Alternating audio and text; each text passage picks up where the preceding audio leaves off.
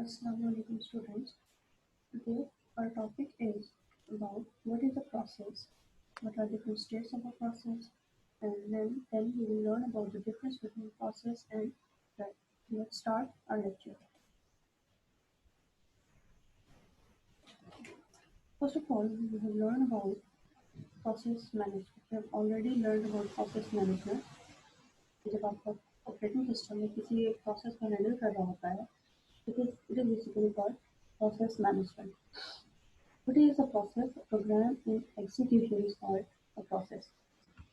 जब भी program execute हो रहा है तो एग्जीक्यूट मीन्स रन हो रहा है आपका सीपीयू में या लोड हो चुका है from hard disk to RAM, तो it is called process. For example, आप कोई भी प्रोग्राम लिखते हो which is in high level language, ठीक है. When you compile it using your compiler, and the end result is your low level language program that is in binary code. तो basically क्या चीज रन हो रही होती है, आपका बाइनरी कोड वाला जो प्रोग्राम है वो हमेशा रन होता है, ठीक है. This binary code program will become a process. What is a program? Executable code in hard disk as a text file. जो आपका कोड हार्ड डिस्क में पड़ा हुआ है एज अ टेक्स्ट फाइल वो प्रोग्राम होगा, लेकिन जब वो टेक्स्ट फाइल को हम किसमें कन्वर्ट कर देते हैं लो लेवल लैंग्वेज में, it will become a process. Process management में क्या होता है, it allocates resources to the processes and the main memory such as CPU, time, files, input output devices and memory etc. Process management का basically क्या काम है कि आपके जो भी प्रोसेस एग्जीक्यूट होने के लिए आए हैं मेन मेमोरी में, उनको सीपीयू का टाइम प्रोवाइड करना, तो उन्हें फाइल्स रिक्वायर्ड है वो प्रोवाइड करना, इनपुट आउटपुट डिवाइसेस से कोई इनपुट या आउटपुट रिक्वायर्ड है या मेमोरी में स्पेस रिक्वायर्ड है, तो ये सारी चीज़ें प्रोवाइड करना आपका प्रोसेस मैनेजमेंट के अंडर आएगा. Next we will learn about the various states of a process. एक प्रोसेस जो क्रिएट हो गया, आपने low level language high level language से लो लेवल में कन्वर्ट कर दिया, नाउ अब उसकी क्या क्या स्टेजेस होंगे. There are various stages. New है, रेडी है, रनिंग, वेटिंग, टर्मिनेटेड, ये सारे आपके प्रोसेसेस की स्टेट्स हैं. First of all what is new state. New जैसे एज द नेम सजेस्ट, ये क्या होगा, जब भी आपका प्रोसेस क्रिएट हो जाएगा it is in new state, ठीक है. This is the first state of a process when it is created. Any new operation or services that is requested by a program for execution by the processor is known as a new state of a process. जब एक process create हो गया तो उस चीज को हम क्या कहेंगे, जब आपने हाई लेवल लैंग्वेज से लो लेवल लैंग्वेज में कन्वर्ट कर दिया कंपाइल करके, तो वो क्या बन जाएगा, आपका प्रोसेस बन जाएगा. Next is your ready state. जब आपका process a process is said to be in the ready state when it is ready for execution but it is waiting to be assigned to the processor by the operating system. जब आपका process create हो गया और वो hard disk से कहाँ पे आ गया, आपका रैम में आ गया, अब वो वेट कर रहा है अपनी एग्जीक्यूशन के लिए कि जब उसे सीपीयू का टाइम अवेलेबल होगा तो वो एग्जीक्यूट हो जाएगा. तो this is it's ready state. Next one is running state. Running state कब होगी, जैसे ही सीपीयू का टाइम अवेलेबल होगा, यहाँ से आपका जो प्रोसेस है वो डिस्पैच होगा from RAM to the CPU और सीपीयू में उसकी एग्जीक्यूशन स्टार्ट हो जाएगी, तो it is called running state. Next is block state या you can say it as waiting state. A process is in block or the waiting state when it is not under execution. It is waiting for the resources to become available. Running state से waiting state में या block state में कब जाता है programme, जब उसको input या आउटपुट की कोई रिक्वायरमेंट होती है, जिसमें कोई डाटा एंटर करना है आपने ड्यूरिंग प्रोसेसिंग, या कोई प्रिंटिंग का ऑप्शन आ गया, लेट्स सपोज आप कोई प्रोग्राम रन कर रहे थे बीच में आपने प्रिंट करना है, तो वो आउटपुट के लिए जाएगा, तो this is called its waiting state. Input या आउटपुट का वेट करेंगे तो वो वेटिंग स्टेट में या ब्लॉक स्टेट में चला जाएगा, ठीक है. वहां से जब अनब्लॉक कब होगा, जब वो काम कंप्लीट हो गया, इनपुट या आउटपुट कंप्लीट हो गई, तो दोबारा वो रेडी स्टेट में जाकर वेट करेगा कि सीपीयू फ्री हो जाए. Last one is the terminated state.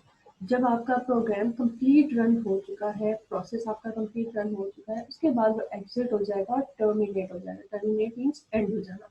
जब प्रोसेस कंप्लीट हो गया तो सीपीयू से वो एग्जिट हो जाएगा और वो किस स्टेट पे चला जाएगा, टर्मिनेटेड स्टेट पे. There are five states of a process, which are new, ready, running, waiting, or blocking stage, or last one is terminated stage. Next आपका topic है process versus thread. First of all, you have to learn about what is the difference between basic difference between process and thread. A process is an instance of a program that is being executed. A process may be made up of multiple threads. जो आपका process है,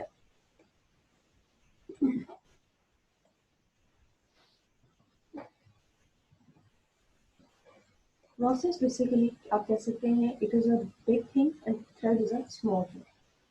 process में एक से ज़्यादा threads हो सकते हैं, लेकिन thread is a single entity जिसके अंदर कोई सब थ्रेड या कोई सब प्रोसेस नहीं हो सकता. ठीक है, प्रोसेस के अंदर आपके मल्टीपल थ्रेड हो सकते हैं. प्रोसेस कंप्लीट जो है वो अपना डाटा उसके पास होता है, अपना स्टैक अपने पास होता है, लेकिन थ्रेड जो है वो प्रोसेस का डाटा शेयर कर रहा होता है. ठीक है, तो An executing instance of a program is called process. जो प्रोग्राम का पार्ट जो प्रोग्राम का पार्ट एग्जीक्यूट हो रहा है, इट इज कॉल्ड प्रोसेस. या ऑलरेडी डेफिनेशन में पढ़ चुके हो. Thread subset of a process के छोटे छोटे पार्ट अगर कर दिए जाए तो it is called thread. Process has its own copy of data. Process में अपना डाटा होता है जिसकी सारी प्रोसेसिंग होनी होती है. ठीक है, बट थ्रेड में क्या होता है, direct access to the data from the process. Thread data को कहाँ से एक्सेस करता है, प्रोसेस से एक्सेस कर रहा होता है. Change in process does not affect other. एक प्रोसेस में अगर आप चेंज करते हो तो किसी दूसरे प्रोसेस पे इफेक्ट नहीं करेगा, क्योंकि प्रोसेस जो है वो अलग अलग होते हैं.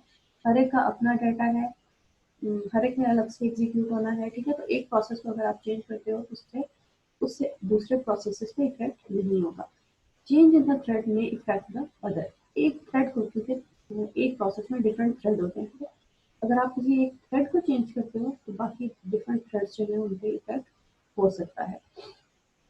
Run in separate memory space. Process जो है उसके लिए अलग से एक मेमोरी स्पेस चाहिए होती है. एक प्रोसेस एक स्पेस को लेगा एग्जीक्यूट होने के लिए. ठीक है, लेकिन जो आपकी थ्रेड है वो क्योंकि शेयर कर रहे होते हैं, एक प्रोसेस में सब थ्रेड्स होते हैं, मल्टीपल थ्रेड हो सकते हैं, तो वो कौन सी मेमोरी को शेयर कर रहे होते हैं, जो प्रोसेस की मेमोरी है उसी को शेयर कर रहे होते हैं. ठीक है,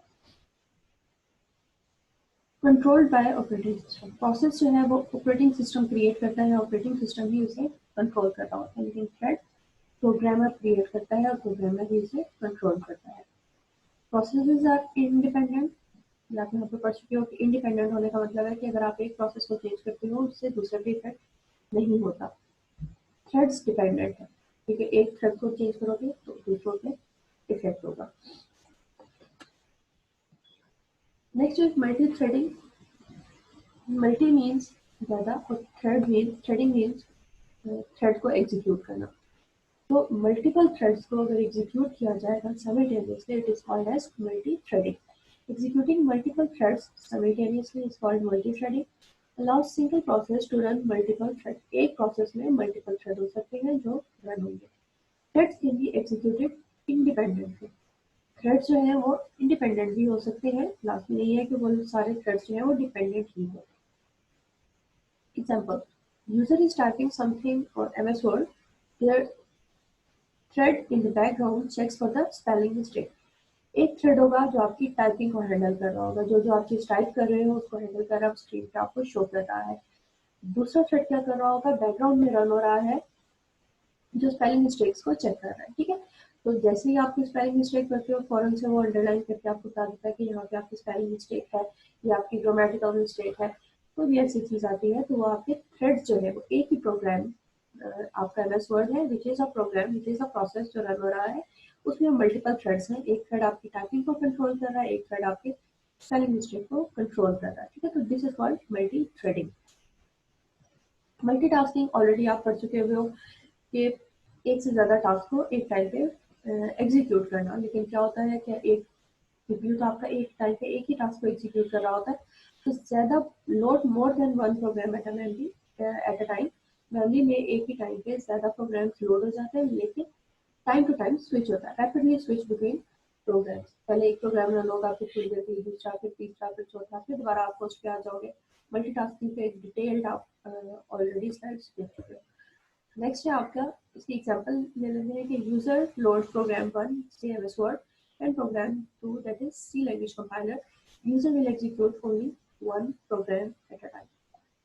यूजर ने प्रोग्राम 1 भी लोड कर दिया, प्रोग्राम 2 भी लोड कर दिया, रन कर दिया, लेकिन जब सीपीयू है आपका वो क्या करेगा, एक टाइम पे एक प्रोग्राम को ही एग्जीक्यूट कर रहा होगा।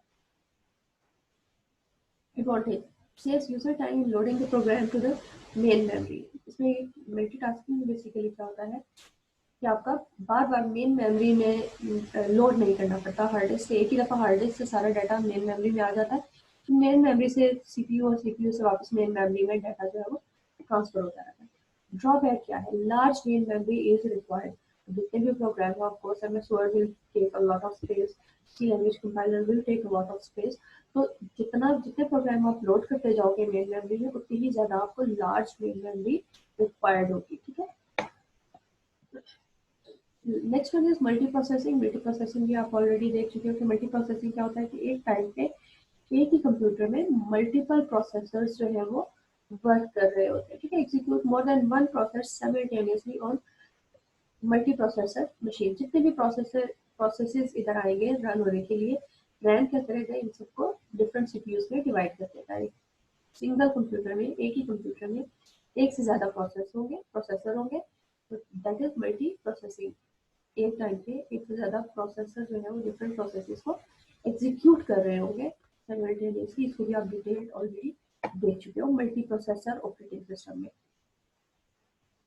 That was our lecture for today. If you have any question, then ask me anytime. Thank you so much.